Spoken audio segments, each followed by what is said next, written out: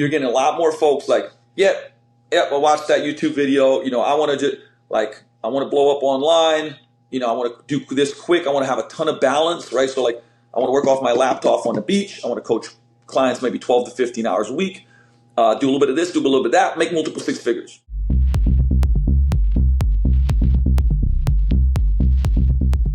So I am here today with Luka Hocevar, and extra credit to Luka today. It's actually his birthday and he's still putting in the work. So Luka, thank you so much for joining me. Happy birthday. How are you today? Pleasure, man. It's I'd love to tell you I feel differently.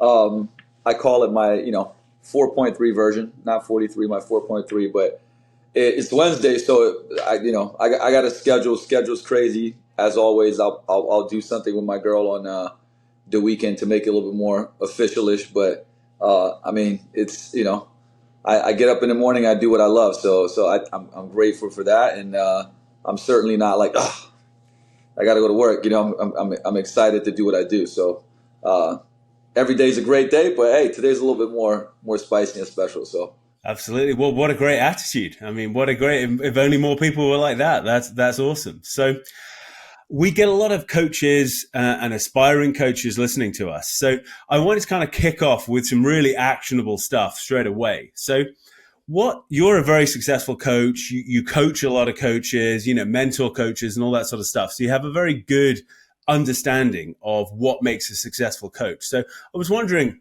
I know it's a broad question, but could you kind of run me through what you think are the most important qualities in a successful coach? You know what?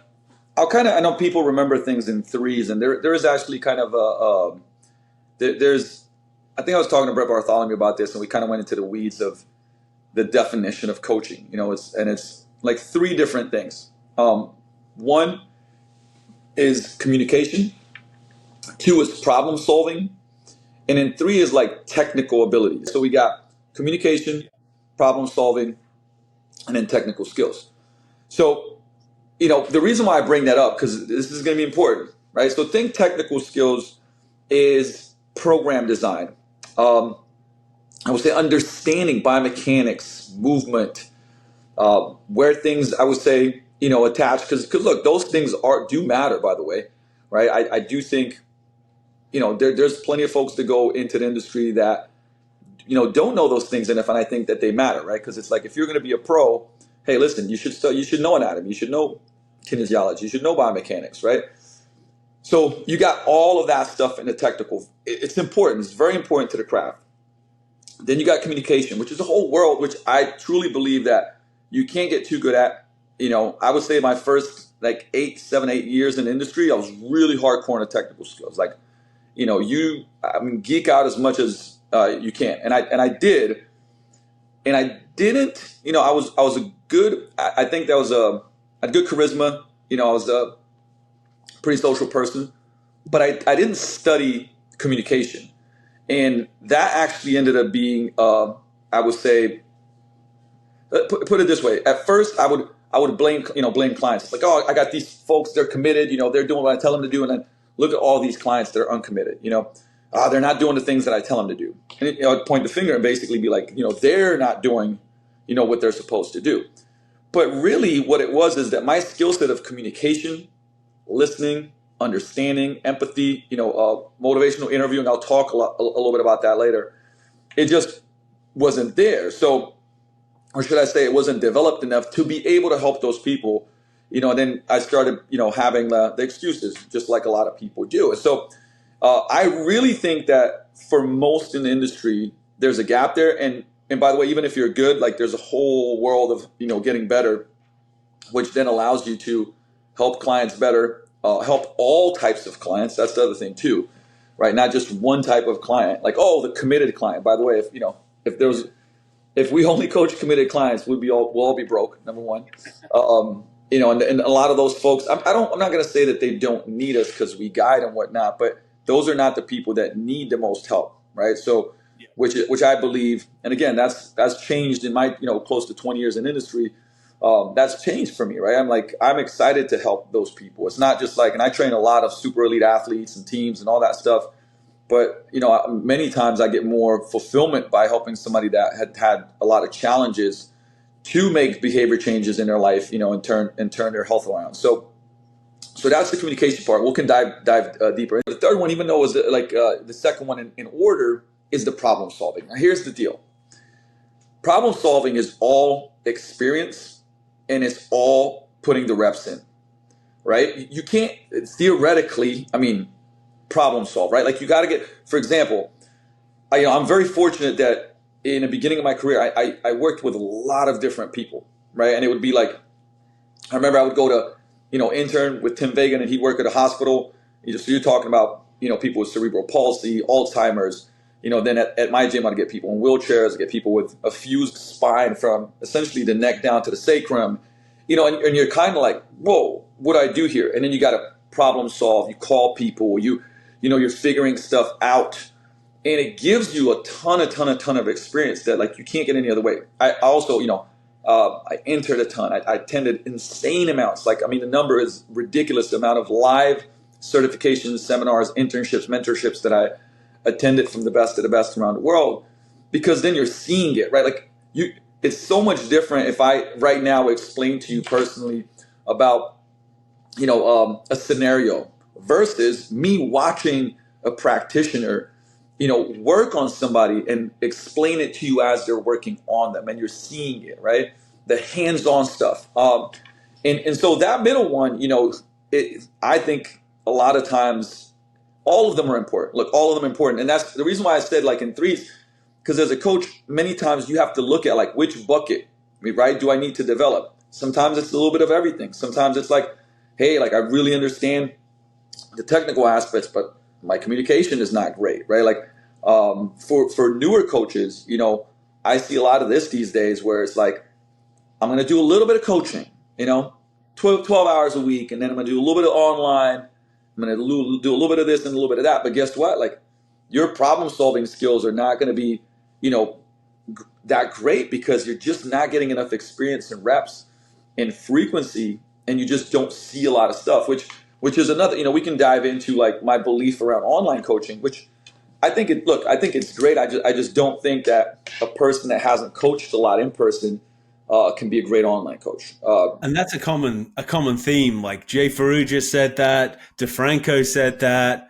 I've had several people, and that value in like almost like serving an apprenticeship and like learning, Correct. as you said, from someone who's great. And that's kind of sadly gone away a little bit, because people it's moving away. And you said apprenticeship, and I have like there's a presentation I've done a couple times this year that is basically like filling the buckets. And I kind of took some of the buckets from Steve Bartlett from the book The Diary of a CEO, because I really like that and kind of maneuvered them around. But I really believe in that. The buckets that you have to fill to be successful in this industry.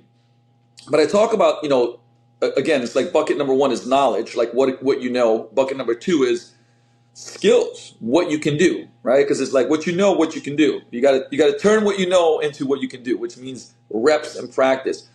And when you look at, the apprenticeship model, I could go over a ton of different books here, but like, one is The Talent Code. And it talks about mealing and development, right? Like in practicing, and how, again, like what's one of the most famous times that this happened, the apprenticeship model, is look at the Renaissance, 1700s. And not far from where I was born, and I was born in Slovenia, but like this is Florence. We've had some of the greatest artists of, all generations come in a very small period of time, like less than a century. Michelangelo, Leonardo da Vinci, Dante Alighieri, it goes down the list. You can go, they all came from Florence. But what, and then you kind of dig deep and you go like, what happened there? Well, they had this master apprenticeship model, and people would work under a master for a decade, right? Before the master was like, hey, go and do your thing, and these folks became some of the most famous, I'd say most skilled and then famous people even to this day.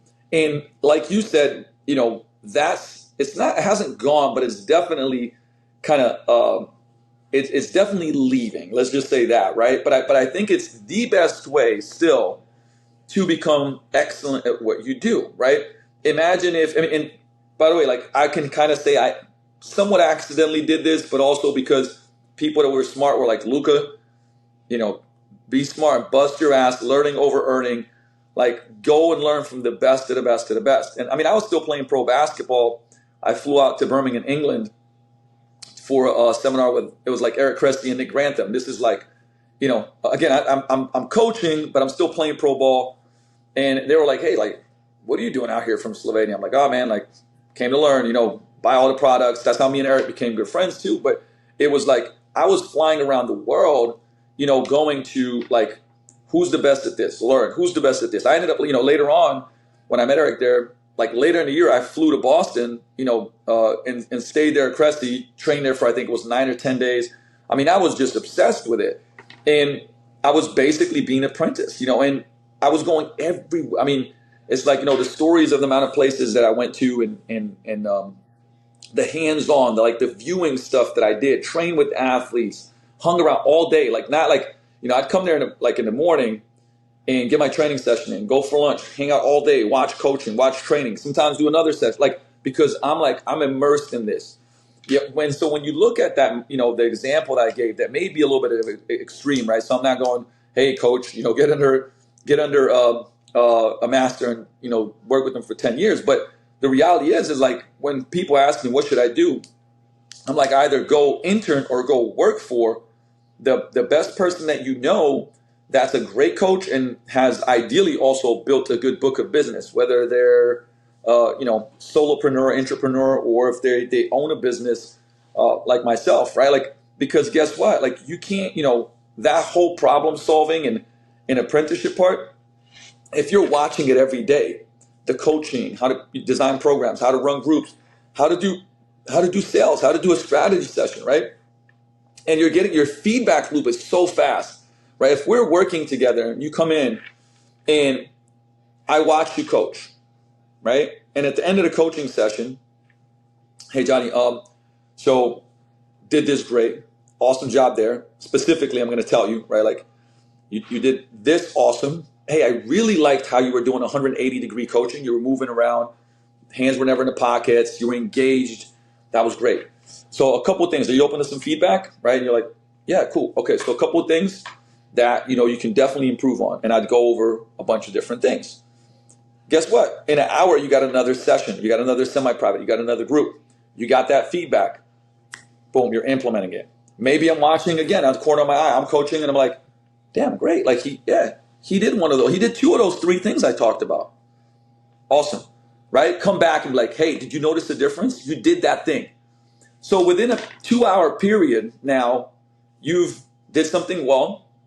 The light was shined on it. You made some mistakes. They're brought to the forefront. You got strategic stuff on how to do it better. The next time you're already improving, right? Yeah, and and as you said, that immediately actionable, like you can get straight in there, right, the next hour and do it. And correct. You use the word immersed, and I think that's a great word for it because, like, I know you talk about ABC, always be coaching, Yep. And I think that you can learn, from a webinar or whatever, but actually just being immersed and like standing there and watching everything someone does, because I think that is really useful, and I think that really helps, provide a kind of better insight into the rounded kind of coach and how they work. I think it's the most useful because there's many things that, like, I don't know, if I look at all the seminars and certifications I've took, and it's hundreds, and I don't ever write them because I do it for the insight and the knowledge. But I've gone through a lot of stuff where as I'm going through it, I'm like, like this wouldn't work, in XYZ setting. There has to be context, right? I can tell who's not programmed or worked with, I don't know. If I have a charity event, we have 140 people in a team training class. How do you run that, right? Like, and how do you run that as a solo coach, which I've done many a times before, right? Not ideal, but that's the thing. You look at it on paper and you look at a program. It's like, okay, or for example, when I developed the small group training model, and people would go like, oh, but like, why don't you just do this? And I'm like, hey, have you ever had an hour? And at the same hour, you got other stuff going on, right? You got 16 people, maybe you got 18 people. It's a strength model. You might have 3 new people in class that have never done something before. And then you got, 8 experienced members. You got kind of 4 or 5 intermediates. Okay. Everything's got to be smooth. Everything's got to run. How are you going to do? And then it's like, based on what I see here on paper and this PowerPoint presentation that you put up, show me how you'd run it. 3, 2, 1. Ideally, even in person. And people will get stuck, right? Because it's like, hey, you have outline sets, but what if Mary is new? She doesn't really lift a lot of weight. She's actually running through it faster than Joe, who's experienced, in the trap bar deadlift 405. He can get it. He can get 5 reps for 405. So his 4 sets are going to take him like 4 or 5 minutes longer than Mary. So what do you do? Because you need everything to be cohesively moving forward. So I figured that out through thousands of small group sessions personally, right? And so you develop the system because you're like, this won't work, right? Or again, you get 2 new people to come in and one person is like, I got two replaced hips. So what's his squat variation, right? What's his, like, and of course, yes, there's an assessment before and so on and so forth, but these are real world situations, that part 2 problem solving that I talk about, where I know a lot of people that are like, oh, well, this is the science of hypertrophy. This is the science of strength training. So here's the program we're going to build. And it's like, okay, have you ran this with a lot of different people? Unexpected scenario. So I thought I was going to have 12 people in a session, but I ended up having 16. And, 4 are new because friends brought them in. And it's like, how did that go? And so I did that for a very, very, like, I've been doing small group for 14 years. I've had a gym for 18 years, been coaching for almost 20. And it's like, I ran into these problems and I was like, oh shit. And then you solve it, right? So next time you're like, we can't do that. We have to do this. Let's start doing time blocks, but still keep the format of the principles of strength training the same, right? And the thing is, you got to be around that, because as soon as somebody comes in, or the reason why I created my course and do my workshops and create more courses, because it was like, let me break this down in detail. And even the course, which has done incredibly well, one of the biggest requests is inside of our, the group when people buy the course, because they're like, Ben, this is awesome. We're using it. They're like, can you please film your whole session as you're coaching it? Okay. This is one of the most requested things for me. And even, I've started doing like these reels where on Wednesdays, actually today, one of my guys, Pat, comes by, I mic myself up and he just films me coaching people. I forget he's there. It's just like, I just do what I do. And then we chop it up, obviously, because it's, you got 90 seconds on a reel and we capture moments. And people really like it. I get messages a lot. But guess what the message is? I want to see the whole session and what, what I mean? Because they're like, dude, you got like 6, 7 semi-privates in a session. Like, how are you doing that? When you run small group, I saw you had 21 people. How are you doing it? I want to see you coach, dude, right? Like, and so that's that hands-on part that, man, you cannot theoretically figure it out. Like, it just, you can't sit on the couch and figure these things out. You can have a hypothesis, right? You can create an educated guess and model, but the way that you learn really is like, you then apply that and you go like, oh, this stuff worked, this did not. Next time you improve it. Like, but if you have somebody, like, think of an example. How long would it take you to figure shit out versus like, I'm going to break it down for you and show it to you, right? So right now I have a coach intern. She gets the course. So she's going through the theoretical model, right? It's written out in an ebook. She watches the videos. She sees the whole thing. Then she comes and shadows the small group and sees it, right? She sees me running the whole thing. And then at the end, it's like questions, right? What do you see? What do you have a question about? What about this, that, the other? Cool. And then guess what? Next time around, you're going to do the warm-ups, right? We're going to do it like, we're going to break down the blocks into small skills, which is how you want to do it. Does the warm-up. I give her feedback. Boom.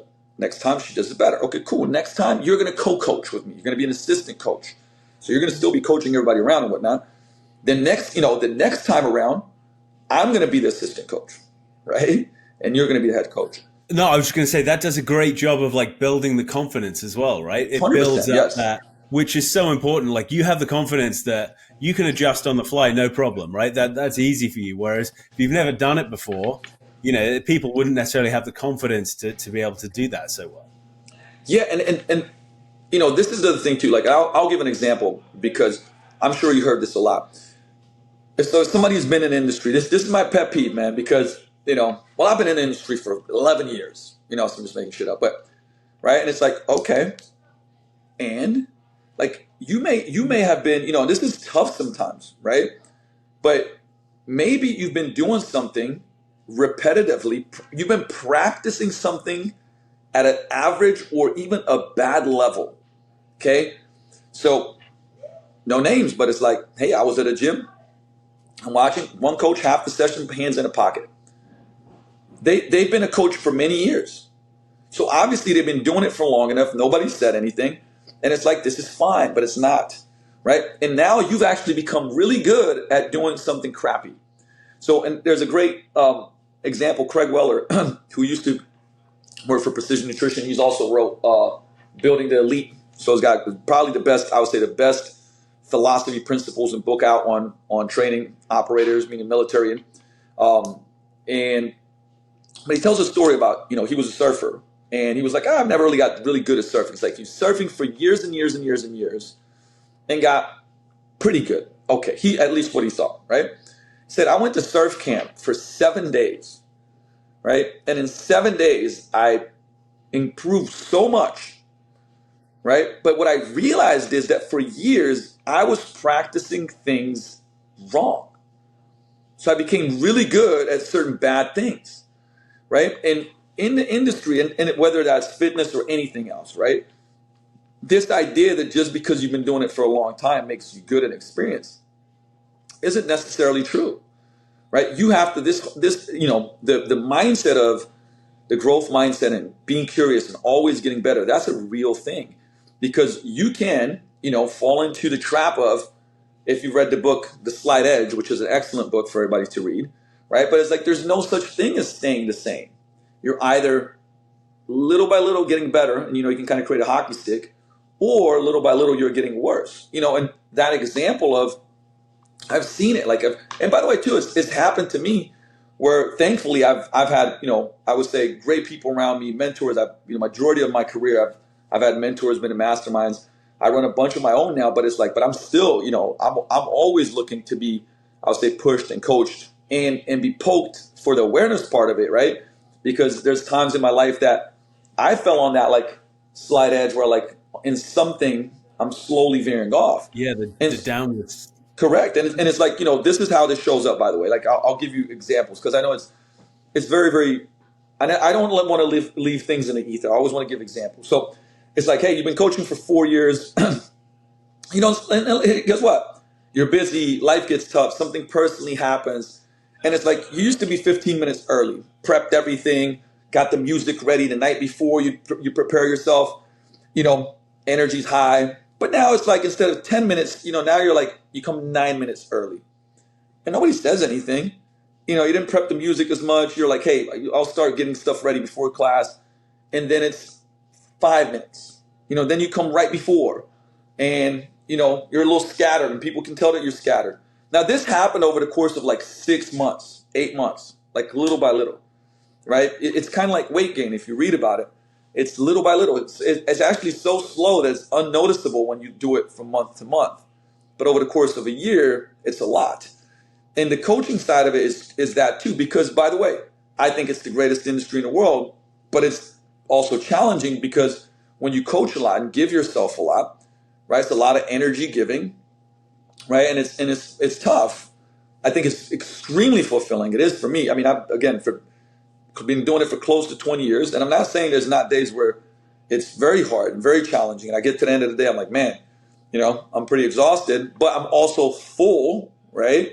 Because I've helped so many people and that fulfills me. So I get that. I'm not here trying to judge because I've been in a scenario, but you do have to be careful about that because, and I say this from mentoring hundreds and hundreds and hundreds of coaches and gym owners where it happens to them, right? Because sometimes it's like you run the business and then you get marketing, sales, this, that, the other. And your coaching and your leadership kind of take a little bit of a dive, starts going down because again, law of the slight edge, you miss a little here, you miss a little there. And by the way, guilty as charged. Again, in 20 years, that's happened to me. And when I say happened to me, it's a mistake. It's the wrong word. I did it. It's my responsibility. Nobody. Nobody made me do it, right? But this is just the reality of it. And to be a great coach, to be a great, I would say fitness business owner, you have to, couple of things, have that awareness. Awareness is a superpower. But I'd say like, man, have people around you that can bring that awareness to you. People that you respect, that you aspire to be like, that you love and appreciate, right? But been there, done that. Ray Dalio calls it, they have a high believability factor, right? Because if Joe, that's a mechanic, props to Joe for doing a great job with that. But he's like, hey, I'm going to give you some insight or, on coaching. The believability of is not going to be high in that area, right? Or, when a friend tells you like how to run your business, they've never ran a business, they've never done anything. It's very, very low believability, right? So to me, it's like surround yourself with people with high believability, people you aspire to be like. I could call it, the principle of collecting role models. Because, hey, if, and you told like both, Jay, one of my best friends in the world, Joe DeFranco, really good friend.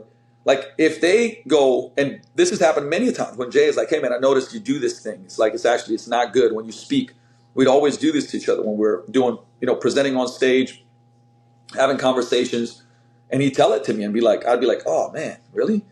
He's like, yeah, think about doing this, that, the other. And now I would become aware of it, but I respect and love him. So like, guess what? I'm not going like, man, shut up, Jay. Like, what the hell are you talking about? Right? Like, and guess what? I would catch myself like, ooh, I do interrupt people. I am waiting for them to finish. Ooh, that's not good.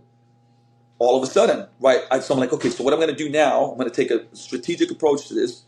I'm going to wait after somebody gets them talking. I'm going to do a count of 3 before I speak, right? And I would do that mentally, like, and it was hard for me at the beginning, right?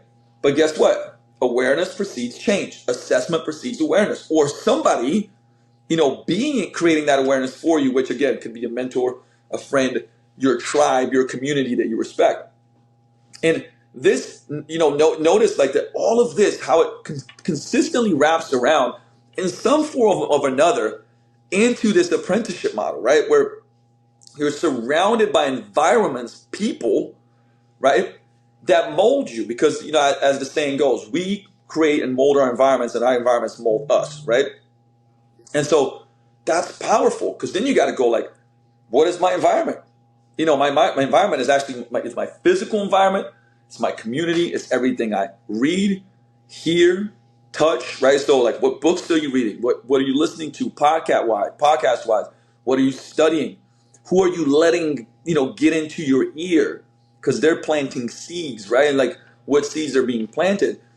All of those things matter. And, if you have the belief, and I know I'm kind of going off on a tangent here because I'm very passionate about some of these topics, is that what I see today, and again, I'm not saying across the board, I'm saying that averages are happening where you're getting a lot more folks like, I watched that YouTube video. I want to blow up online. I want to do this quick. I want to have a ton of balance, right? So like, I want to work off my laptop on the beach. I want to coach clients maybe 12 to 15 hours a week. Do a little bit of this, do a little bit of that, make multiple 6 figures, right? And it's like, yeah, so you're basically, what you want is earning over learning, right? And what's going to happen is the person that's going to, in their beginning of their career, and just keeps their mentality of the learning, but especially at the beginning of career, let's call that the first 5 years, by the way, not like 1, okay, 5. And so the person that's like, I'm going to take that job because it's going to pay me $8,000 more per year, but I don't care about learning. Is it better for my growth? Whatever. The guy that's like, nah, hell no. Like this, I'm gonna make 15 grand less per year here, but I'm like, man, the most continuing education, the right mentors, people are gonna push me, most experience. Like I'm gonna get like a wide array of like really, really good hands-on stuff, right? That person in 5 years is gonna crush. Not like they're gonna be a little bit better. No, they will crush the person that was just like, I'm going for the extra dollar. Forget about the learning and growth and mentorship aspect of it. And that goes for anything.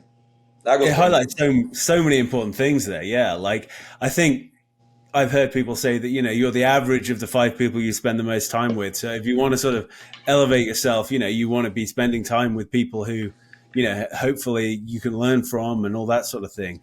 I think that's really important as well. Yeah, As you said, all the mentors you have. and you hear like I think Hormozy made the phrase, which I really like, but it's like the S&P and me, right? Where you invest in, right? And I mean, seriously, one of the best things I ever did. So I'll tell a little story. So I was still playing pro basketball in Slovenia, and if many people understand that, like I was playing in Division One, that pro ball is not always, or pro sports is not always what you think it is, right? That last year that I played for Triglav, like most of the year I didn't get paid, and you get teams that basically are like, hey, you sign a contract, then they don't get money from their sponsors, or they did stupid stuff with it internally, and then all of a sudden you're 3 months into the season and it's like, hey, don't worry, we'll get you that check. You're doing 2-a-days, right? Next month, hey, we'll get you that check. And then you're like, hey, I'm going to sue you.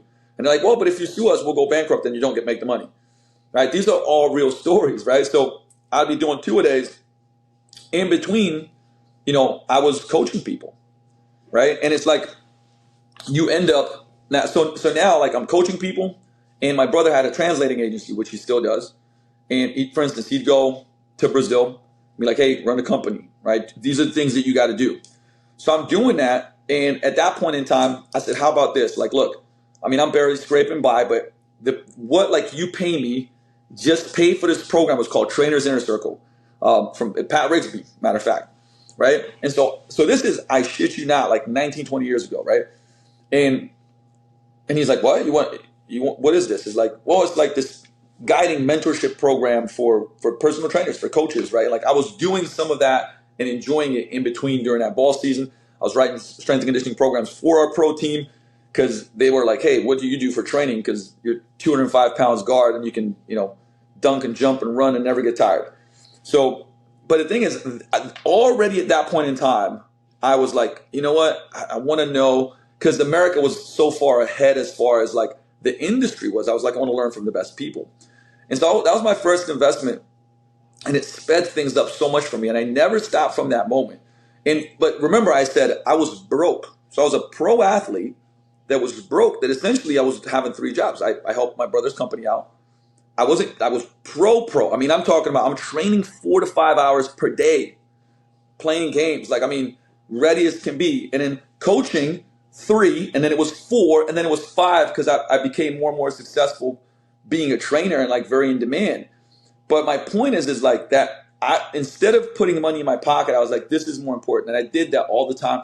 When we started the gym in Slovenia, we did that. When I moved to America, started from scratch. My whole, the beginning years, and to this day, all that happened is that, the more money I had, the more money I started investing in myself, right? So the S&P and me was my biggest investment, and this, I'm going to say this is, write this shit down because it's so important. You are the number one asset. Your business is the number one investment, right? And if you are the business, that means you, right? Meaning like you're the solopreneur, the you Inc., right? But you are the number one asset. So like take care of the asset. That means your fitness. That means your health. That means your mind. That means like you're investing in you because it takes, like it does everything else, right? If you fall apart, you can't lead. If you can't, if you're not mentally there, guess what?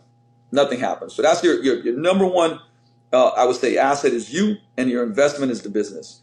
Meaning that can mean at the beginning, that was all me, right? And then when I built the gym and have a team, continuing education, this is not an opinion, this is factual. Like we do more continuing ed in this gym than any other gym in this country. Now, if somebody does more than one event seminar per month, holla at me. I would love to know, but that's how hardcore I went into that, because I was like, hey, I want Vigor to be the development place. Like if you want to become a phenomenal coach, this is where you want to go, right? And it's like, guess what? We pay well. Is it the best in the industry? No. Is it above average? Hell yes. But here's the thing. But it's the highest level of learning, right? And I think that's one of those keys that, again, that's a mentality. I'm in year 19 plus, going on 20 right now. And I can, if I showed you my laptop, I can tell you the courses I'm going through. I can tell you the coaches that I have, the mastermind mentorships I've been in the last couple of years, right? And a lot of the stuff now is outside of fitness, right? Where I'm again, different things, but nonetheless, it's always something that's helping me grow. Kind of, I'm trying to fill my blank spots. I'm trying to improve things or build my strengths up, and that has to be a way of life. Like it can't be, it's like curiosity. It can't be like, oh, I was curious when I was a kid. It's like, no, dude, you always want to be curious. Matter of fact, like it's, one of the things I said earlier when it came to communication, like if you're curious and empathetic with clients, that's the superpower, right? Because they don't, I was just talking to Mike Boyle the other day, and this quote, I mean, everybody's heard it, but here's the funny thing about it, right? Like, no one cares how much you know until they know how much you care. But once they know how much you care, then they do care how much you know, right? So notice, it's like, yes, you got to be good at your stuff.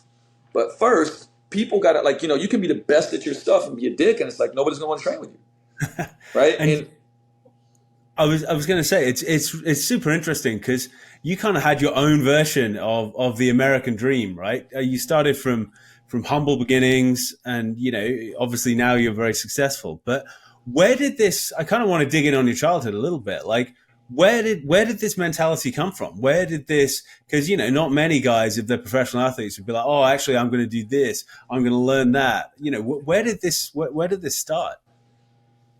It's quite a bit to unpack, and I'll do my best to do it decently fast. But I was the youngest of three kids. I think there was that part. I was kind of scrawny, shorter kid, and because people would always say, "Is like, oh, did you like you started playing basketball? You became passionate about basketball?" I was like, no, actually, like when I started playing basketball, and I went to a camp. There's a Judas Dolch, who's like kind of the number one player in Slovenia at that time. At his own camp. I go to camp. And it's like, I mean, I enjoyed the activities at camp, but guess what? Basketball, nobody wanted to pick me. It was almost like, oh, shit, we got to pick this kid, shortest, he's not that great. So there was this kind of chip on the shoulder, I think, a lot of my childhood. There's a lot of other things that contributed to that too, somewhat traumatic things that I got pissed off. It was like I worked hard because I wanted to prove myself. And the harder that I worked, the better that I got, the more passionate I became about the sport.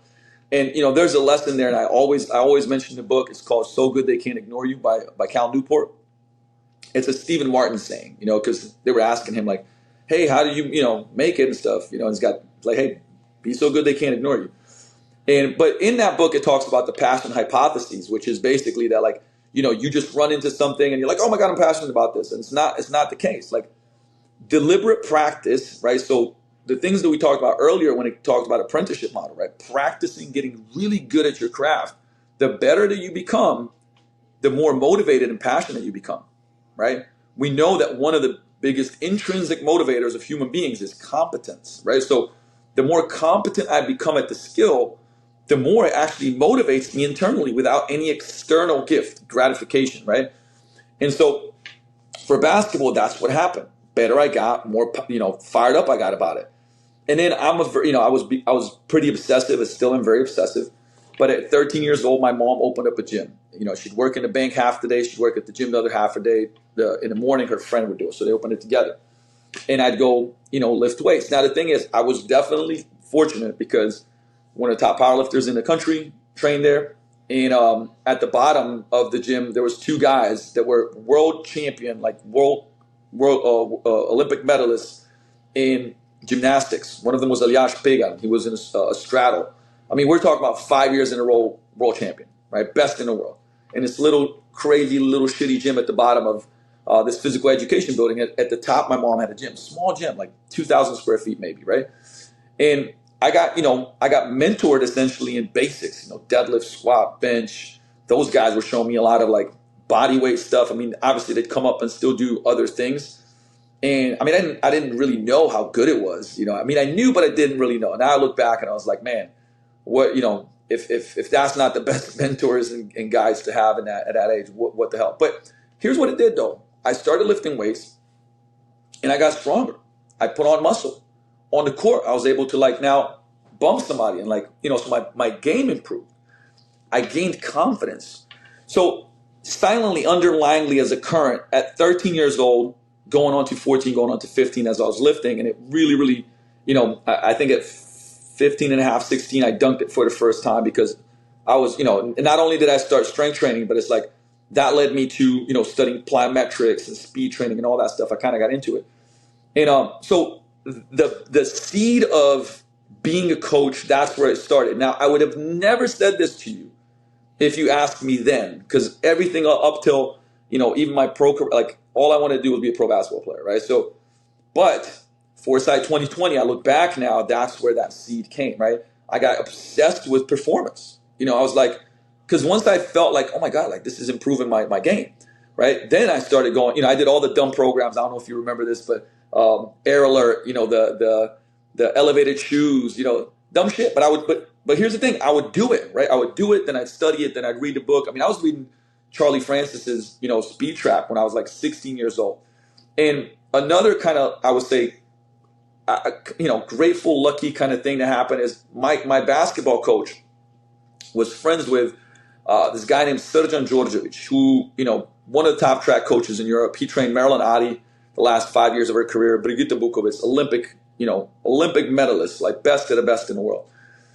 And he trained out of this place called Jacques, which is the track and field place not that far from me. And he was like, hey, look, so my coach goes to him and said, look, I got this kid. He's nuts, but like, if he can come to work out with you guys, right? Like, so Srđan goes like, yeah, sure. He's thinking about, he's not going to, he's like, let him come at 6:30 before school, thinking like, I'm not going to be there. Lo and behold, again, I was like very, very obsessed. So I got up, I'd be at track, before I'd go to school.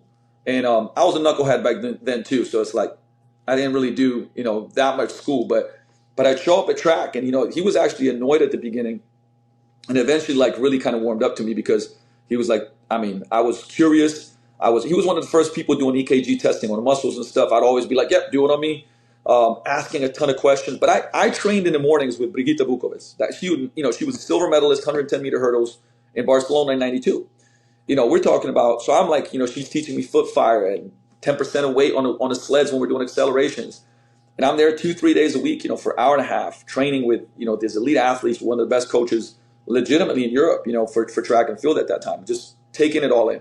Now, I'm doing all these things because I want to be a pro basketball player, right? But here's the thing. This is what I want to connect the dots. I mentioned the book, So Good They Can't Ignore You, and I said deliberate practice, right?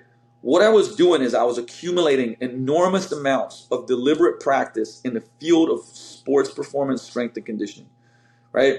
Without without going like, Luka, want to be a coach someday. So fast forward, I go to college. Like, I'm going to leave some things out. We can come back to it about my kind of teenage life in Slovenia and whatnot. But like, I left for the U.S. to play college ball, and a part of it was because I was getting in so much trouble. I was involved in crime, quite a lot of it, and then things got to a place where I was like that.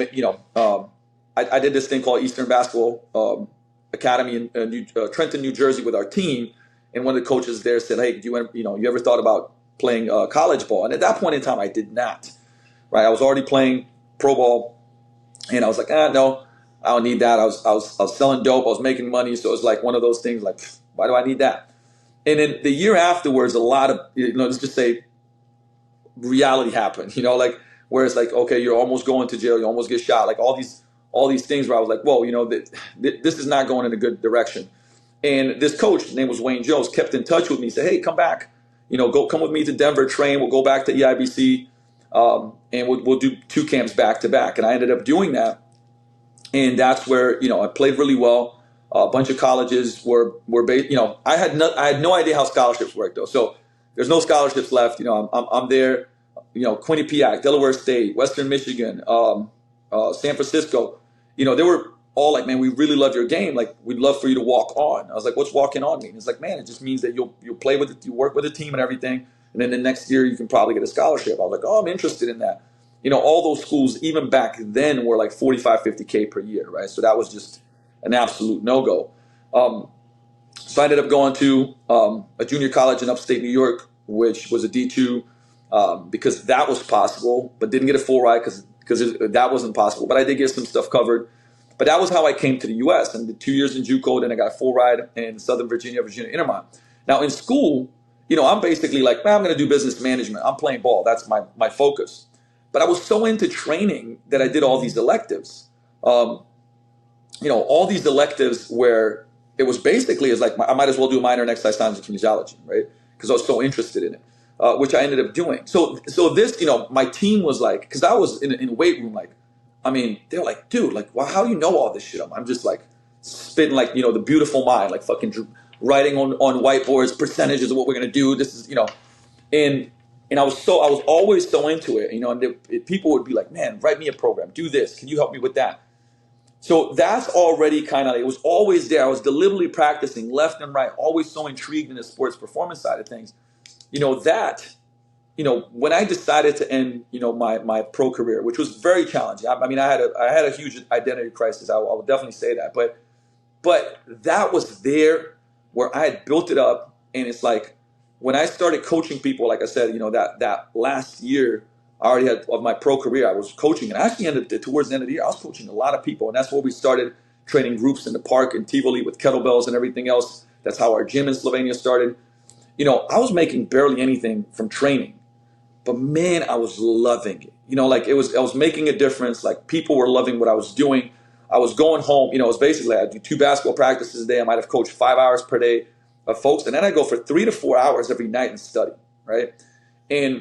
And that's like, to me, like that was my savior from the complete, because there was this identity crisis. Like, man, you put your life into a sport, I mean, I'm talking about life, right? And then it's like, okay, I'm not going to do this.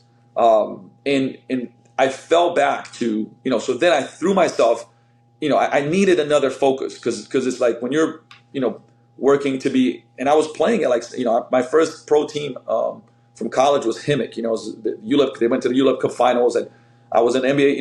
I made a free agent team in an NBA Summer Pro League, which is 540 players, and they picked 24 and tryouts. I made the NBA Summer Pro League team. I mean, I was absolutely obsessed with this stuff, right? So now I had to put that energy into something, and I put it into I'm gonna be a coach, and I'm gonna go all in on that shit, and let it, it's like pick the thing you love and let it kill you type of mentality. And so that's, the kind of the short story. Well, it's not that short. I guess it's a medium-ish long story.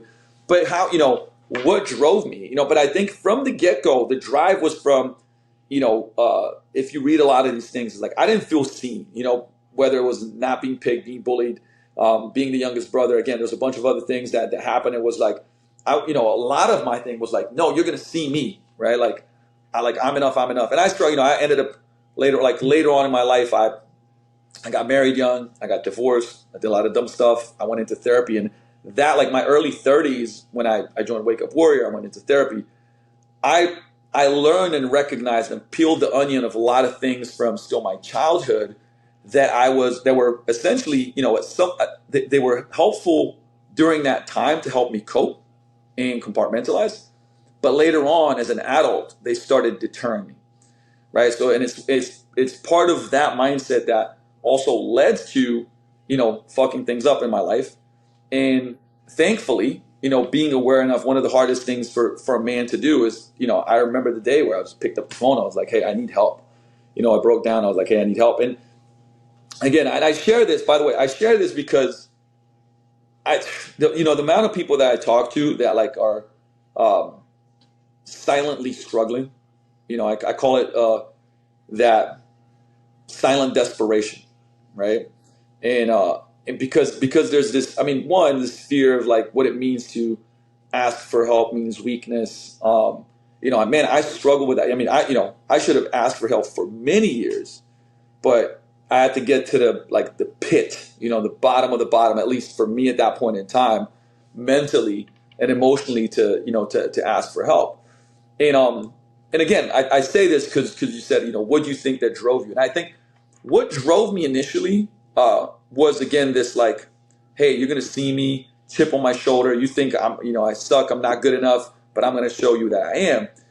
And that can be useful. I think it's just like, hurt, pain, trauma. If you can turn it into moving forward, it can be useful fuel. That's exactly it, though, right? It is. No, it is. But you just can't positive. make it be. Here's the thing: you can't make it be your primary fuel for life, because that will burn you the hell out, right? And sometimes you got to learn that, again, through very, very tough challenges. But listen, but this is why I'm like constantly coming back to this mentoring apprenticeship thing, right? Because Yeah. there are people that have been there, done that, gone through it, suffered. And it's like, you don't have enough time and energy to make all the mistakes. So Yeah. learn from the mistakes of others. Be guided by them. You're going to make some mistakes, but why would you make, 100 mistakes if you can get mentors and only make 30 of those 100? Learn from their mistakes, right? Hell It yeah. definitely seems like you managed to turn it into something positive, because things could have gone kind of badly for you, right? There were two directions you could have gone, and Very much one so. Yeah. And, and, maybe and wasn't. honestly, Yeah. I also think, why this is, this is certainly a deep thing for me, because my basketball coach was a huge factor in this. He was the person that said, hey, I know what you're doing. There's like, these are the paths. Like, there's only two. It's like you can change and go this direction. You can make basketball take you somewhere. It's like this direction, nothing good is going to happen. And he cared. He gave a shit. And he gave a shit so much that he would bench me, right? Because he knew that hurt me more than anything. And it's like if I came, late to practice because I was selling dope, and he'd be like, okay. And so he knew exactly which buttons to press. We'd get in arguments or whatever, but he's like, nope, don't care. And guess what? I started being on time. I started doing this. I was always like the hardest worker, but when I started, the law of the slight edge that I said, that happened, he was the one that got me back on track, and he knew how to do it. He'd show me that he cared me, but he's like, you don't listen, I'm going to punish you. I'm going to punish you with the thing that hurts. And guess what? It turned me around. So, to me, like, a coach changed my life. And there was other people, I don't want to make this like, but coaching in my life was not, it was life changing, truly, not like, oh my gosh, no, it's like truly changed my life. It could have gone into exactly what you mentioned, which is like a route where it's like, I'm in jail, I'm dead, nothing good's happening. So for me then, when I initially started coaching, and this is what hooked me, I've done a lot of shitty stuff through my kind of teenage years, things you don't go home and look at you in the mirror and feel good about yourself. When I coached, I got this feeling that I was doing good. And people were like, thank you so much. This was great. This was awesome. Thanks for helping me. Thanks for helping me transform. And like that became addictive to me, and I'm like, hey, if you're going to have an addiction, you might as well have that addiction. And that's what drove me, because again, the money didn't drive me. I was barely making anything. When we started our gym, so our gym in Slovenia is now 18, I think it's 18 plus years old, right? We were the first, coaching membership gym in the country. Even though we started very small in a 470 square foot room. At that point in time, there was nothing like what, because I really pushed, it was my idea, and I pushed my brother and my friend Gigo. Was like, hey, we got to do this. They were like, I don't know, because it didn't exist, and I remember paying the number one consultant in the country for gyms. I gave him this idea, and he's like, yeah, I love your enthusiasm, man, you're fired up, but like, this won't work. That's why there is no gyms, because there's no market for it. But here's the thing is, one, I had a gut feeling. Number two, that's what I told him. I said, look, man, like we're in the woods of Tivoli, and we started with 2 people, and it went to 4, 6, 8, 12. 14. Now it's multiple groups of like 10, 12 people. People are stopping by asking, what are we doing? We're telling them to come through.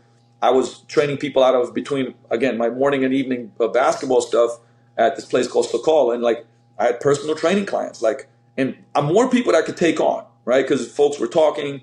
I wrote a couple articles in the magazine that they had a pretty big publication there. But again, like, I couldn't have lived off that. In Slovenia, at that point in time, there was not one personal trainer that was like, I'm a personal trainer. I make a living off of just this. There's nothing else that I do. It didn't exist. You were either a strength coach and made a modest salary, or you were a side hustle personal trainer. So we started a gym in an era where that didn't exist, and you couldn't look in the country and say, wow, I'm inspired by this type of gym like ours. It didn't exist. I looked to the US, and that's when I got into TIC and all those things and mentoring. And people didn't believe, because it was like, and where we come from, it's like, it's very much so, oh, that's not going to work.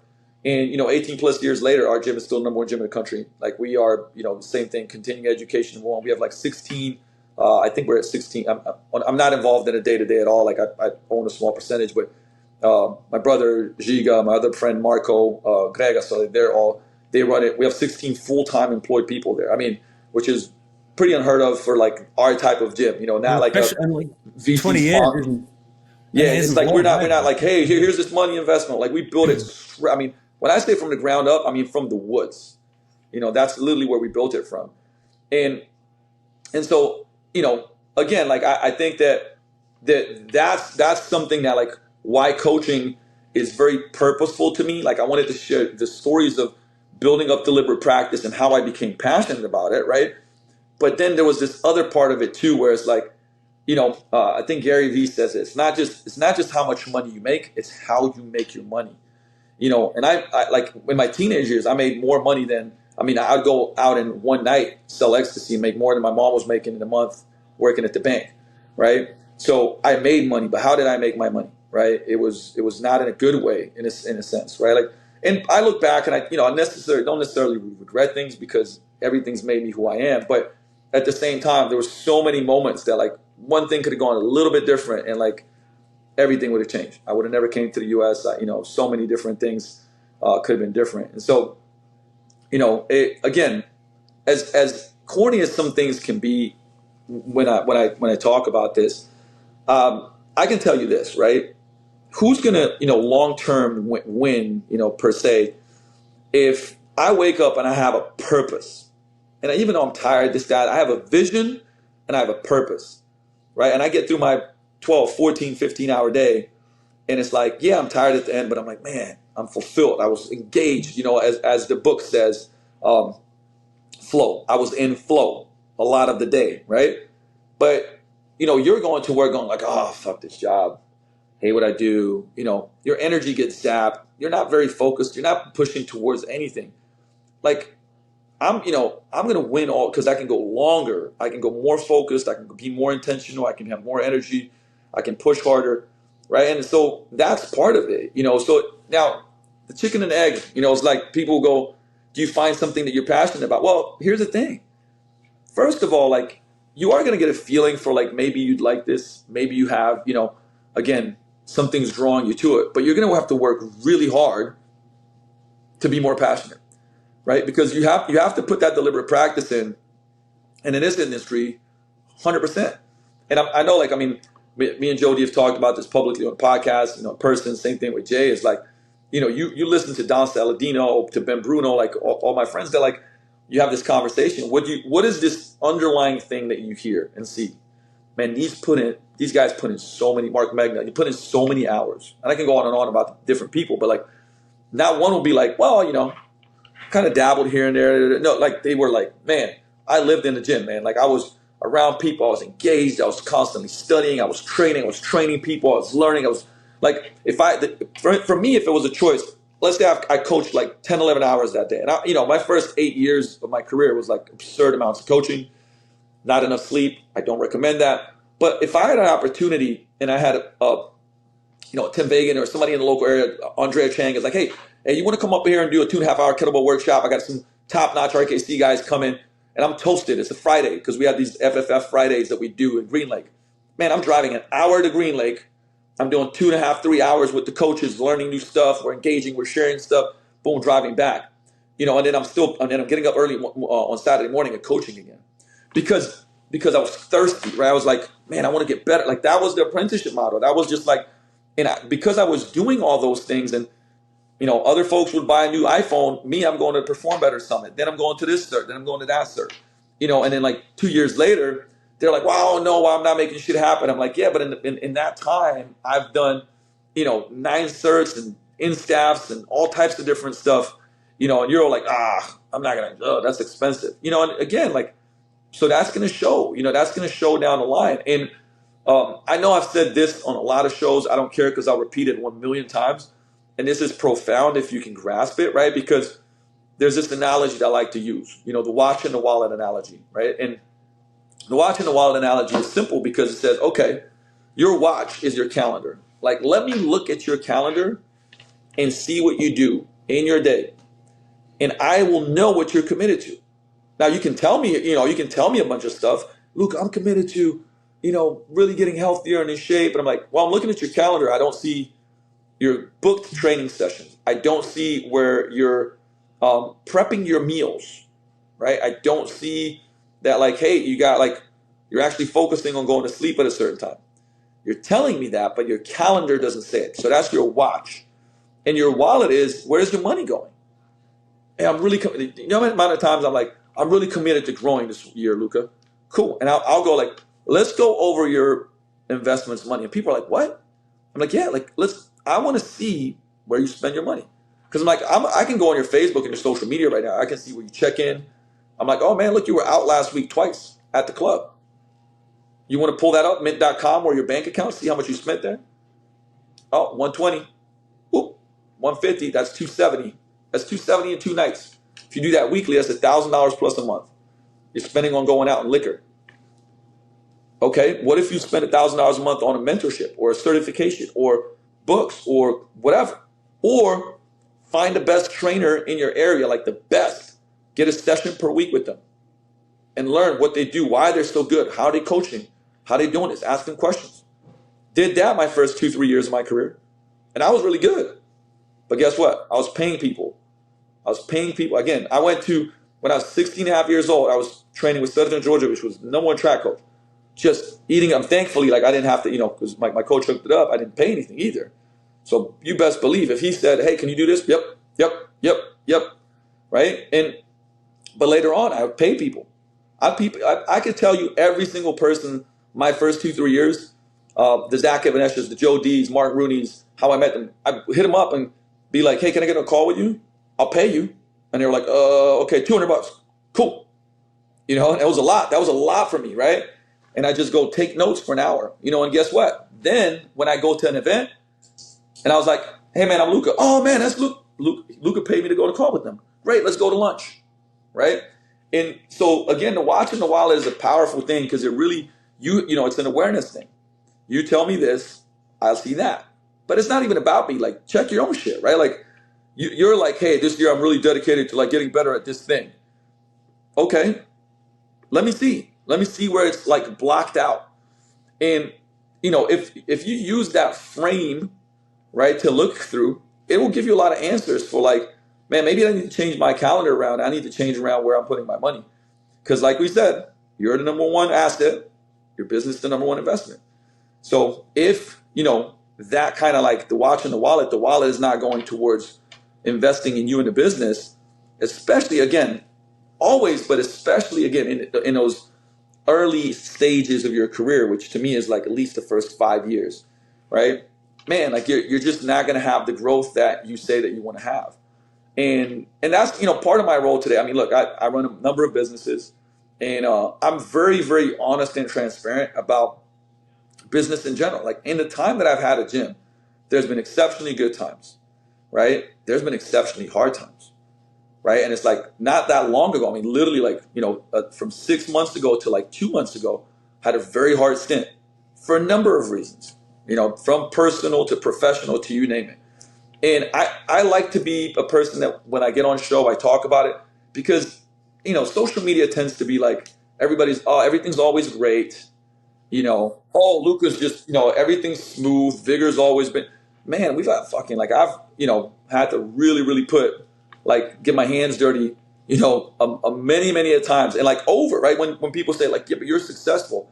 It's like, whatever that means to people. But man, there's been times where like, after your success, dude, I'm doing like 7 days a week and you have to do this and you have to do that. And it's like, because it's your business and you're taking care of people and you have responsibilities. I'm like taking care of my family and like, man, it's not easy. And again, I think that it's more beneficial for coaches that maybe want to be gym owners or gym owners, that people want to know the realities of it and share, and that folks share the tough times, not just the great times, and what they did to get out of the tough times. I'm a big fan of reading biographies and autobiographies and reading about the challenging times people went through. Fuck about reading like all the good times people like, oh, here's, everything's peak. I became obsessed about going like, let me look at these successful folks that I aspire to be like, or my role models, whether in person or from a distance. And I want to know your shittiest times and what you did to overcome those times.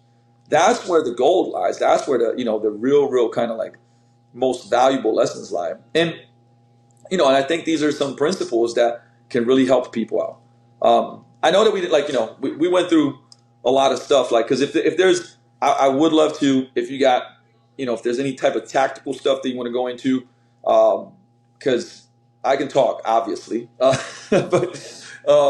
but I think that, these lessons and principles, I think, are really, really important. There's a reason, by the way, look, when you talk to folks that have been in it for a long time, and I can't list everybody, I also say, like, hey, I've stood on the shoulders of giants because I've reached out and, like, really, really wanted to, learn from them all. I mean, that list is forever long, man. I'll do a disservice because, Pavel Tsutsoulan mentored me as I did one of the first RKCs in Denmark. I've been doing kettlebells for like 23 years now, so I was so fortunate. I said Stutters Georgievich, but then Alan Cosgrove, Eric Cressy, Mike Robertson, Joe DeFranco, Jay Ferrugia. I mean, Martin Rooney, who's, all these people that have now become some of my closest friends. I mean, I go down the list. It's, so many people that I could, think and I've learned from and continue to learn from. And, I think that, by the way, like, that's really, really, really important. It's like, show homage to the folks that help you out. Surround yourself with the best. Continue doing that for forever. And I think these principles are the ones that matter, so that a younger coach can, because if you ask all those guys that have been doing it for 30, 20, Mike Boyle has been coaching for 43 years. I mean, as long as I'm old, and Mike's become a really good friend, and he's an incredible person, obviously legend in the industry, but ask all these folks, right, that have been at it for a long time, been there, done that, doing it. And you will notice that there's this, I would say, thread that runs along it, and there's these principles that I'm talking about, and they'll all share 80 to 90% of the stuff will be a lot of the same principles. So if that's the case, follow the cookbook. You know what I'm saying? Yeah, follow the recipe. Yeah. Yes, and I'm seeing a lot of this today, where it's just like, those older guys, and it's like, man, listen. Do you know what the average stint in this industry is? Not long, probably. It's like 9 long. months, right? Yeah. So that's the kicker. But if you want to, so if you're like, I don't want to be the average. I want to have a long career and purposeful, fulfilling, successful, professionally, like profitably, positioning authority-wise. Man, listen to the people that have, again, been there, done that, are still doing it. And take those principles and lessons, because it is a cookbook, right? And first, you want to first become a great cook before you become a chef and become a great chef, right? So that's the thing. And again, notice how it loops back into that apprenticeship model, because what you're doing, learning from the greats, is like they have a cookbook, right? And the first thing you do, you learn from the cookbook, so you get those great, like the meal tastes amazing every time. And then eventually, because you've learned about the principles, you're like, oh, salt does this. If I do a little bit more, if I cook it, if I broil it, if I do that, right? You start understanding that. And now after you've done thousands and thousands of those reps, you can eventually, become a chef as well. But that's how against if we're talking about, a recipe and cooking a great career, like that's part of it. Luka, this has been honestly absolutely fascinating and so many good insights. And I want to be respectful of your time, especially on your birthday. So maybe we could do a round two, because I feel like we're scratching the surface, but this has been excellent. Yeah, we can definitely do a round two. I mean, if you got, before we go, let's do another question. So whichever one you feel that I would say would be a good finish and the most value. All right. So I guess, we've had you covered a lot. So I guess one thing would be a more practical type question, I think, given that you've had years of training and, training athletes of different ages. I suppose it would be this athlete for life, and, what would be different considerations training an athlete over 35 versus like a younger athlete, or like a college or high school, or even a guy or girl in their 20s. So. Yeah, it really, think of it this way. I actually put a post up that had some principles in there.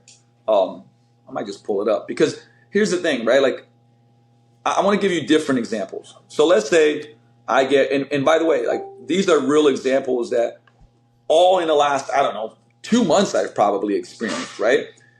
I get a former pro athlete or collegiate athlete, right? And so that person, I'm going to be able to, they're probably going to pick things up a little bit faster. They'll progress a little bit faster and be able to do more faster. But this, I'm just sliding back down to my post, right? Like these principles all apply.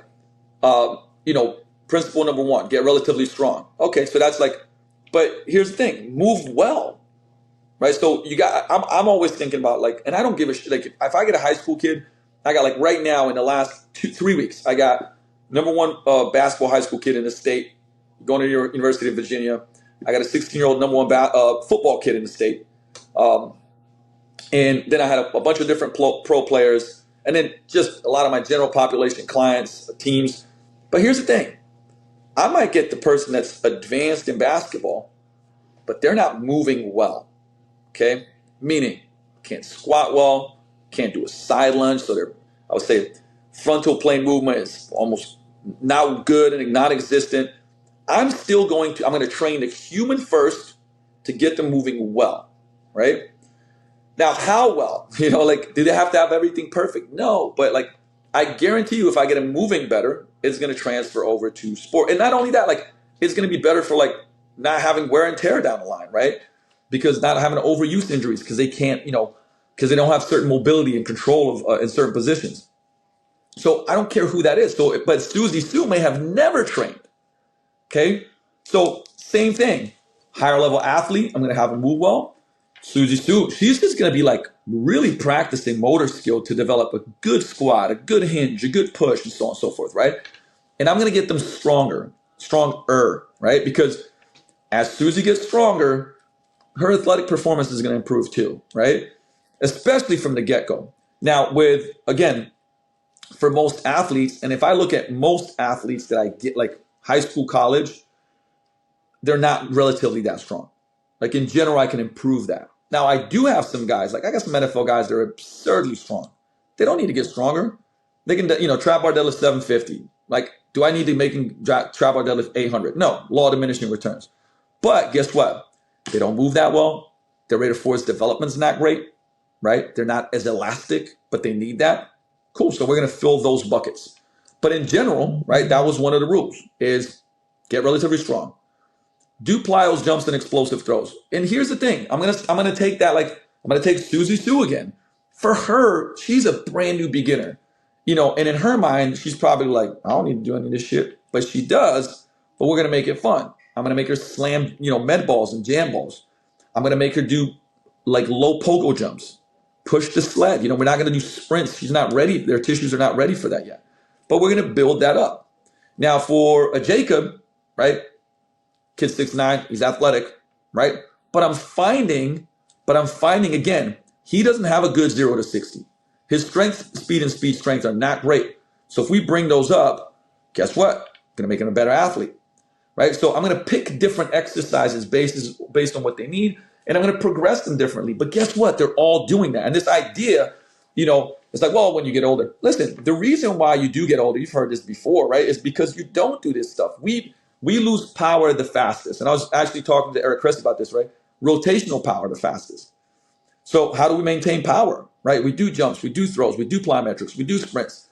But we just have to be, and this is where not only the science and art of coaching come together, is like, how do we, I would say give the right exercise at the right time for the right person, right? And again, it goes back to, I was very fortunate. I trained around the best of the best. So I learned a lot of this, yes, through repetition, but I was also seeing it hands-on with a lot of folks.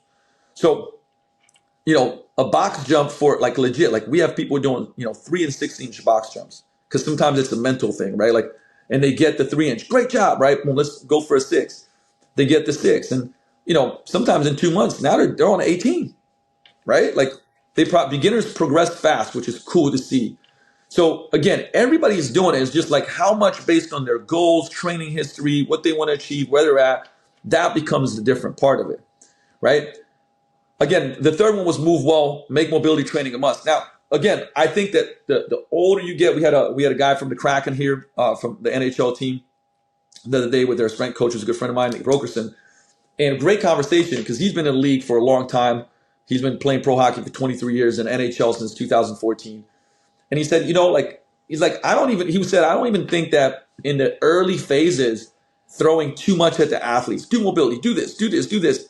It's too much, it'll burn out. And he said, sometimes those nagging injuries and injuries were a blessing because for him to be in this game so long, every couple of years, he'd add more stuff and improve his sleep, improve his nutrition, add mobility. So when you're over 35, I don't care who you are, it becomes a must.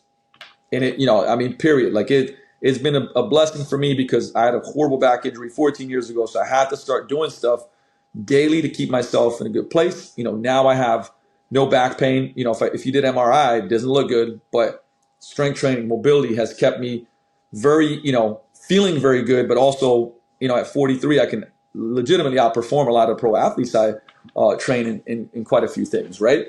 So move well, stay moving well. Make sure that the thing is, if the joint can't work well in isolation, it usually won't work well in integration. Meaning, if you can't flex your hip, extend your hip, right? If you can't internally, externally rotate by itself, like for instance, quadruped, and I'm doing those hip cars in a quadruped position, all fours position, and that doesn't look good.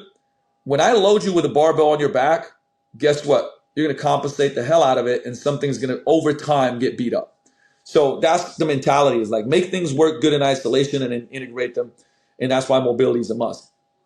I said sprint every week, and of course, person is like, well, what about the 65-year-old client that just came to you? Well, their regression is going to be, again, either I'm going to weight it, right, with a sled, so I slow them down, or we might do something like foot fire, lower high knees. There is a continuum for everybody. And what is fast for them? We've had Susan, who's she's 75 now, and she's, guess what? Still doing some of that low foot fire, throwing med balls. She can push the sled, and it's like, hey, intent, get as much power behind it as possible. Again, and then, yes, we want to progress them. Maybe for a 71-year-old lady, she might never have to progress to full-blown sprints. But, hey, maybe she does go to like pretty damn explosive high knees, lighter sleds and like running pretty fast with them. Hill sprints. I got like plenty, by the way, like Linda, 65. You'll see her in crank in here sprints. She's doing them. She can do them. It was just like over the years, this progression to being able to do it. And now she can do it. And guess what? She's fitter than, I would say, 80% or 85% of like 20-year-olds. She's an absolute savage, right? We just progressed it. Doing more unilateral work. Look, asymmetries are a real thing. And over time, they build up, especially, with athletes, if you were athletic. But no, just even in life, you're right-handed, you keep repeating something all the time. And we're never going to be fully symmetrical. But guess what? Whether it's upper body or lower body, unilateral training. And for lower, to be honest, for me, I'm all for bilateral, and I still do it. But when I hurt my back, I started switching so much stuff to unilateral. I PR in a lot of stuff. Like I have lifetime PRs in like walking lunges, Bulgarian split squats. And guess what? My trap bar deadlift numbers have not gone down, right? Matter of fact, I went for 6 months without trap bar deadlifting, came back and still pulled 500. Like, oh, okay. Because unilateral kept it up. Now, my point being is do more of unilateral work, both upper and lower body, right? Surfing the force velocity curve is an important one, which just, again, on the far end, you have like pure speed, which is sprinting. On the top right there, you got, maximal lifts, which, by the way, I'm like, pick the right lifts for you. You don't have to back squat. You can front squat. You can pendulum squat. You can belt squat. You can double kettlebell squat. You can do there's so many different things you can do. Like, don't try to put a round peg through a square hole. There's no mandatory exercises, right? But in between that maximum strength and maximum speed is you got strength speed, which is like 50 to 75% of load. You got speed strength. You got power in a 20 to 30%, right? Which is your med ball throws, your weighted jumps, your box jumps. So the thing is, hey, like create force fast, use different exercises. It actually saves you a little bit on the nervous system side of things. That's why I have dynamic effort days. You can, hey, trap bar deadlift jumps, med ball scoop tosses, right? Invigorates you, makes you feel better. You're still creating a lot of force, by the way, because force is mass times acceleration. So we could lower the weight and create more acceleration and produce higher force. But those are also things that carry over well to sport and life. right? Because again, like, hey, listen, if you're over 55, 1 out of 3 people that fall break their hip. That's agility, that's power, that's speed. So we want to maintain those things because life will be better. And I mean, I could go down the stats of this one, right? But again, it's not just like, because people will say like, oh, who gives a shit about being an athlete at 55, 70? It's like, dude, life is athletic. Life is like you, when you find yourself injured, do you know how easy walking is when you can do plyometrics? By the way, there's a ton of studies on this one, right? Like people that have a tough time, like coordination, to get older with walking. Well, if they go and train and lift weights, and then you do plyos with them, skater jumps, high knees, box jumps, walking is nothing. It's such a regression from that. You know what I mean? Like, and so those folks do so much better going through life. Number 7 was recover hard, fuel the machine to manage your stress. I know that's 3 and 1, but that was that, over 35, you just can't recover as well. So being smart about, I would say, managing, for me, like, because I love to train, because training is part of my mental health, I've always struggled with that, because it's like, how do I tune it down? Hey, do more aerobic capacity work versus that extra, hard strength training session. For example, doing dynamic effort work and lowering the volume of it and getting better results, right? Because now I would say most people that train, what I've noticed is that they train too much, and so they never train really hard, right? So I try, it's like a Charlie Francis thing, like make the high days high and make the low days low, right? There's too many like in between days, right? Junk, Jay would call that junk volume, like just doing a lot of shit, making yourself tired, but not making yourself better. So as you age, as you go over 35, I think it really, really comes to light where you just have to be more strategic. And that's, a lot of people come and see me for that. They'll go like, hey, I'm stuck. Like, here's what I'm doing. And then we rearrange stuff and usually take stuff out of it. And then when we train hard, people are not used to how hard we train. They're like, oh shit, I've never trained this hard. But then their low days, they're like, hey, you got a rebound workout. Oh, wow, that made me feel really good, right? So now they can push hard on their hard days and actually get progress and adaptation and recover on their low days and not having this medium shit, going on where you're not really doing anything. So, and then of course, like nutrition is such a key component here. And that could be a separate podcast on, nutrition for performance, like the idea of like fueling the machine and then managing stress. And, that's the tough one. But again, like, guess what? When I was saying, like, I have these really stressful times these last 4 months, health. This is like from business stuff, health in my family, my personal health. You name it. Like, I can't go in and put in the same, like, training is stress, life stress, relationship stress, work stress, not sleeping stress. All of it is stress. It fills the bathtub up. And so we have to control these, I would say, faucets, right? Like, we have to turn a faucet down. Maybe the training faucet goes down. Some of the best results from some of my clients, they train strength twice a week. 2 strength training full body sessions a week, 2 conditioning sessions a week, or maybe 2 in 1. Fucking amazing results. When people are like, oh, you got to train this many times. I will show you, by the way, like I've trained, I've personally in some format trained over 4,400 people in my life, right? Meaning in a group, in a setting, team, so on and so forth. Between our 2 gyms, we're at 14,000 plus people trained. So I have like a very wide body of personal experience, folks that have cut down to 2 days a week. And like that year, we just saw insane results, right? Because they had all this other stress. So we turned off some of that other stress. 2 aerobic capacity workouts, 2 really hard training sessions, amazing results. So fatigue masks fitness, right? Correct. As well. Exactly. And everybody, you got to turn the dials, and that's where the magic lies, right? And this one, don't train through injuries, train around them. I think the consistency for me, like since I told you I was 13 years old, I think there was one time where I didn't train for like 10 to 14 days, where I had mono, even when I had that horrific back injury, I was maybe a week or 2. I've literally trained for, this year makes it 30 years of me strength training. And I've never missed more than a week, maybe 2 at most. And then when I did miss maybe 2, it was very, very like hardcore hospital, like legitimate, like I had an L5S, L5S1, L4 herniation, L3 bulge, and the L3 bulge was pressing on my femoral nerve.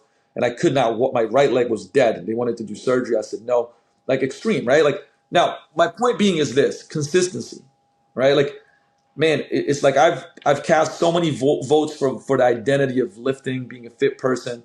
And so, when people are like, I hurt my calf, great, come in. My shoulder's injured. Great. We got the other arm. We got lower. But like, we can train everything else around it. Like we can adjust, and we have in-house physical therapy, HIDA physical therapy, like one of the best PT clinics. They got multiple in Seattle, but like we work very well together. And it's like, hey, okay, like you broke your wrist. We can do a million things. Like we can do so many things. And guess what? Mentally, that person is winning because instead of, you go to the doctor, like, well, here's all the things you can't do. Bye. It's like, hey, here's all the things you can do. We can belt squat. We can sled. We can do this. We can do that. We can do jumps. We can do this other arm. We can, right? And it makes a massive, massive, massive difference. And so that was 8. And then 9 and 10 were like, do athletic things. Does it mean you need to play a sport? No, but like even in training, I like to do stuff that makes people do, again, reactive, like react to a kinesthetic cue, a verbal cue, a visual cue. Because again, it transfers over to life very well. But hey, like if you love balls, go play ball. But don't start 5-on-5 all out. Start, 21s half court, 3-on-3. Manage how you progress that volume. Same thing with flag football. Same thing with this. Same thing with that. I think it makes life more fun, but you also get more prepared. And 10 was build your cardio engine, which is really, really important. I mean, just for health and longevity, that's one of my best friends, Joel Jameson, best conditioning guy on the planet. And he talks a lot about this. We talk a lot about this. Cardio is a must. Now, how much of it? It depends, but like everybody should be doing it. And it just makes life better and easier. I swear, I think it's like every one of these topics I kind of want to dive in for like a week-long podcast. There's so much. I mean, especially lifters as well, right? That's so important because they may neglect, especially the zone 2 type stuff. But yes, correct. And it's like, well, we know, like, look, it makes you recover faster. Again, it builds mitochondria, which is the engine of life. How much should you do? Like, it really depends. But I will say this: every one of those guys that you said over time will tell you that they're doing more zone 2.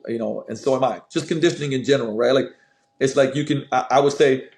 And by the way, I'm all about lifting, but if you were doing 4 strength training sessions a week, over time when you go to 35, I'd highly recommend you do 3 and change 1 or 2 with a conditioning session, right? You very likely won't lose anything. And all the studies show too, this is what's cool. When you've been lifting for a long time, to maintain strength and muscle mass, you might need as little as 30 to 40% of volume than you used to.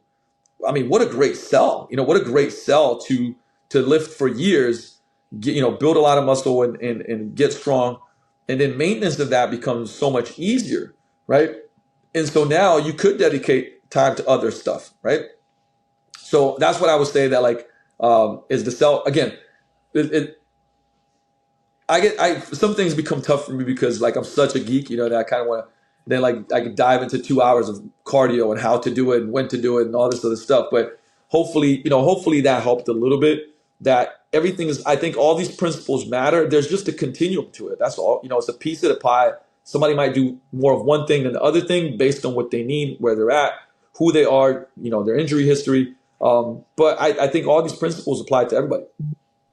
That was an amazing overview. And as you said, I know you could go, probably a podcast on each one of the 10, right? But that was such a good kind of overall view of what is most important, I think. So, Luka, thank you so much for your time. I really appreciate it. It's been incredibly generous of you to spend so much of it, especially on your birthday. So, my pleasure, man. Hopefully everybody got a lot of value from it.